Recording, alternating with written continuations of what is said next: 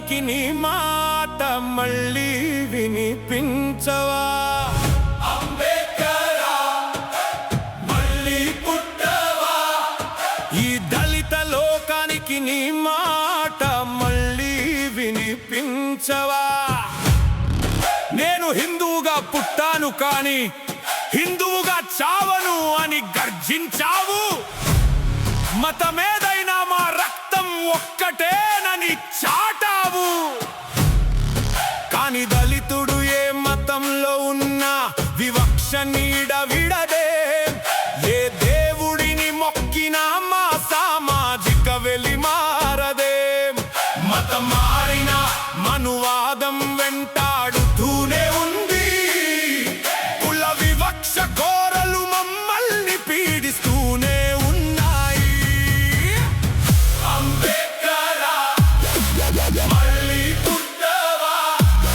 ఈ దళిత లోకానికి నీ మాట మళ్ళీ వినిపించవా?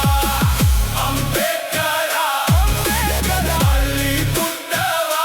ఈ దళిత లోకానికి నీ మాట మళ్ళీ వినిపించవా?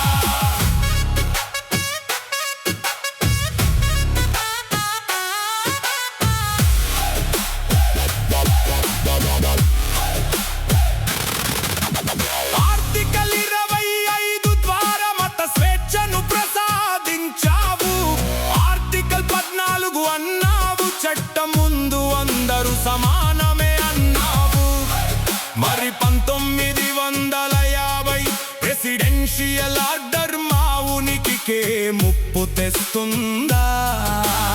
ఆర్టికల్ 341 పేరుతో మా హక్కుల గొంతు ఎందుకు కోసింది?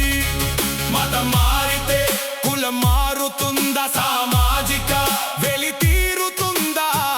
రాజ్యాంగం ఇచ్చిన స్వేచ్ఛను ఆజ్ఞలతో సంకెళ్ళు వేస్తారా? అంబేద్కరా మళ్ళీ పుట్టవా? ఈ దళిత లోకానికి నీ మాట మళ్ళీ వినిపించవా? అంబేద్కరా మళ్ళీ పుట్టవా? ఈ దళిత లోకానికి నీ మాట మళ్ళీ వినిపించవా?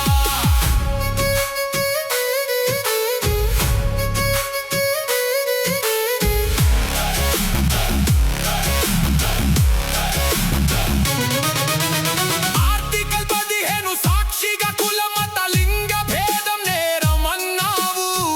పుట్టిన జన్మస్థలం వివక్షకు తావు లేదు అన్నావు. మరి క్రైస్తవంలోకి వెళ్తే సమానత్వపు ఫలాలు ఎందుకు అందవు?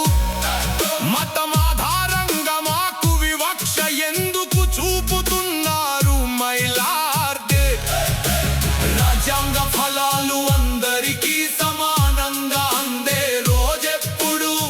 నీ ఆశయాల భారతం నిజమైన స్వేచ్ఛను పొందేదెప్పుడు? అంబేద్కరా నీ కలల బాటలో పయనిస్తాం. వివక్ష లేని సమాజం కోసం గొంతెత్తి ప్రశ్నిస్తాం. నువ్వు ఇచ్చిన